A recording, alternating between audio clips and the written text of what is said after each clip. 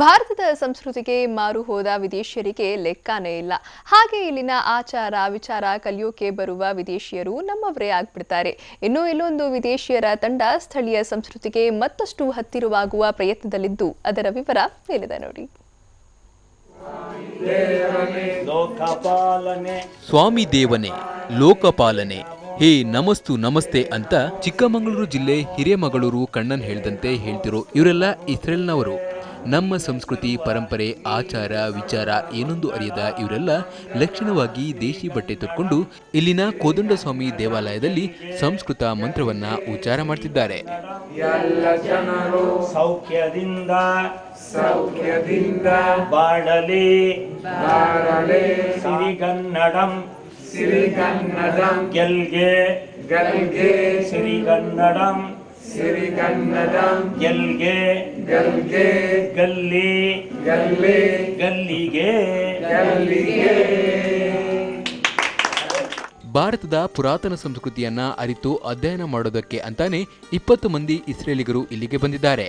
ವಿಶೇಷ ಅಂದ್ರೆ ಅನಿವಾಸಿ ಭಾರತೀಯ ರಫೀಕ್ ಇವರಿಗೆ ಹಿಂದೂ ಧರ್ಮದ ರೀತಿ ರಿವಾಜುಗಳ ಜೊತೆ ಭಾರತದ ಪರಂಪರೆಯನ್ನ ಹೇಳಿಕೊಡ್ತಿದ್ದಾರೆ. Not only Lord Rama is different here. ಈ ದೇವಾಲಯ ಸಾಕಷ್ಟು ವಿಭಿನ್ನವಾಗಿದೆ. ಇಲ್ಲಿ ಬರೀ ರಾಮನ ಮೂರ್ತಿ ಮಾತ್ರ ಡಿಫರೆಂಟ್ ಅನಿಸಲ್ಲ, ಪಕ್ಕದಲ್ಲಿರುವ ಲಕ್ಷ್ಮಣ ಹಾಗೂ ಸೀತಾದೇವಿ ಮೂರ್ತಿಗಳು ಕೂಡ ಡಿಫರೆಂಟ್ ಅನಿಸ್ತವೆ.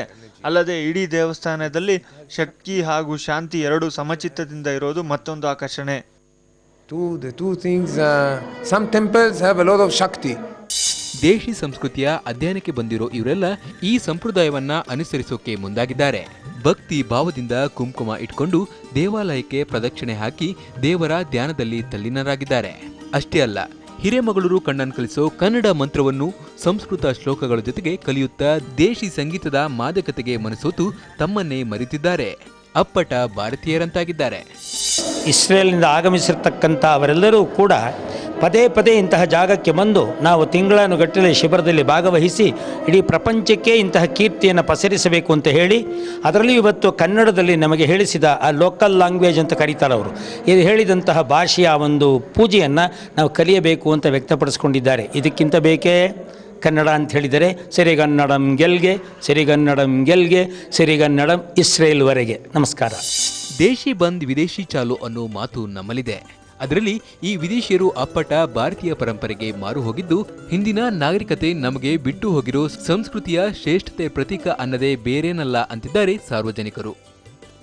ದೀಪಕ್, TV9 ಚಿಕ್ಕಮಗಳೂರು.